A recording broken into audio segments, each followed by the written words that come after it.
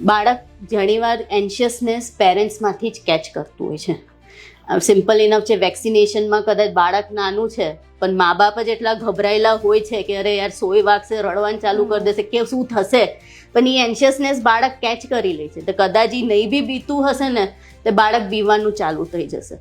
ઘણીવાર એવું બી થતું હોય કે નાના નાના બાળકોને મા બાપ એમની સાથે લઈને આવે ટ્રીટમેન્ટ માટે. ટ્રીટમેન્ટ મા બાપની થતી હોય છે પણ સમ ડ્યુ રીઝન્સ એ સાથે હોય છે. તો ઇનડાયરેક્ટલી પેરેન્ટ્સ એમને સ્કેર કરી દે કે જોજે તું ધ્યાન નહીં રાખશે તો તારું પણ આ જ ટ્રીટમેન્ટ કરવું પડશે, તારો દાંત કાઢી નાખશે જો તું બ્રશ નહીં કરશે. તમે ઇનડાયરેક્ટ વેમાં ડેન્ટિસ્ટ પર fear as a parents build કરો છો. તો એ બધી વસ્તુ માટે હું ના પાડીશ કે એવું તમે નહીં કરો. એક પોઝિટિવ એન્વાયરમેન્ટ, આજે તમારા કિડને અગર ટોડલર છે કે લિટલ ગ્રોનઅપ છે ને જે સમજતું છે તમારી વાતને એને લઈને આવો છો તો તમે બિલ્ડ કરો પોઝિટિવ એન્વાયરમેન્ટ. શું કામ તમે ડેન્ટિસ્ટ પાસે એને લઈ જાઓ છો?